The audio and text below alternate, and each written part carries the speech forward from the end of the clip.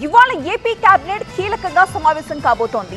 కూటమి ప్రభుత్వం ఏర్పడి ఏడాది కాలం పూర్తయిన సందర్భంగా వాటికి సంబంధించి ప్రధానంగా చర్చించబోతోంది మంత్రివర్గం. తల్లికి వందనం నిధుల విడుదలకు ఆమోదం తెలపబోతోంది కేబినెట్. అలాగే సిఆర్డీఏ నిర్ణయాలకు ఆమోద ముద్ర వేయనుంది మంత్రివర్గం. అమరావతిలో మరో 44,000 ఎకరాల భూ సమీకరణకు గ్రీన్ సిగ్నల్ ఇవ్వనుంది.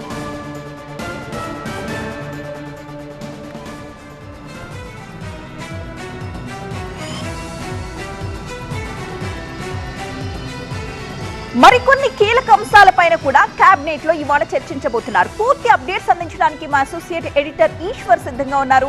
ఈశ్వర్, కూటమి ప్రభుత్వం ఏర్పడి ఏడాది పూర్తయిన సందర్భంగా దానికి సంబంధించిన చర్చ, అలాగే భూ సమీకరణకు సంబంధించి కూడా ఇవాళ గ్రీన్ సిగ్నల్ ఇస్తున్నట్లుగా తెలుస్తోంది. ఇంకా ఏ అంశాలు ఈరోజు కేబినెట్ లో ఎజెండాలో ఉన్నాయి? ఆంధ్రప్రదేశ్లో ప్రతి 15 రోజులకు ఒకసారి కేబినెట్ జరుగుతుంటుంది. ప్రతి మొదటి 3వ గురువారాలు ఈ సమావేశాలు జరపాలని రాష్ట్ర ప్రభుత్వం నిర్వహించింది. అందుకు అనుగుణంగా నిర్వహిస్తూ వస్తుంది. కానీ ఈ రోజు కేబినెట్కి కొంత ప్రత్యేకత ఉంది. ఈరోజు సరిగ్గా గత ఏడాది ఇదే రోజు ఎన్నికల ఫలితాలు వచ్చాయి. అద్భుతమైన మెజార్టీతో ప్రస్తుతం పాలన చేస్తున్న కూటమి ప్రభుత్వం అధికారంలోకి వచ్చింది. కాబట్టి ఈ ఒకరోజు ముందుగా, గురువారానికి ముందుగా బుధవారమే ఈ సమావేశాన్ని ఏర్పాటు చేసింది. దీంతో ఈరోజు సమావేశానికి చాలా విశిష్టమైన ప్రాధాన్యతగా ఉన్నట్టుగా కేబినెట్ నుంచి వస్తున్న సమాచారం. ఎందుకంటే ఏడాది పూర్తయిన నేపథ్యంలో మరొకసారి రివ్యూ చేసుకోవాల్సిన అవసరం. ఎందుకంటే 5 ఏళ్ల పదవీ కాలానికి సంబంధించి ఎన్నికల హామీలు ఇవ్వడం జరిగింది. సో ఒక ఏడాది పూర్తయిన నేపథ్యంలో ఇప్పటివరకు ఎన్ని పూర్తి చేశారు, మిగతా పైప్ లైన్లు ఎన్ని ఉన్నాయి, మిగతా వాటికి అడ్డంకులు కావచ్చు, లేకపోతే మిగతా తీసుకోవాల్సిన తక్షణ నిర్ణయాల మీద ఈరోజు కేబినెట్ చర్చించబోతోంది.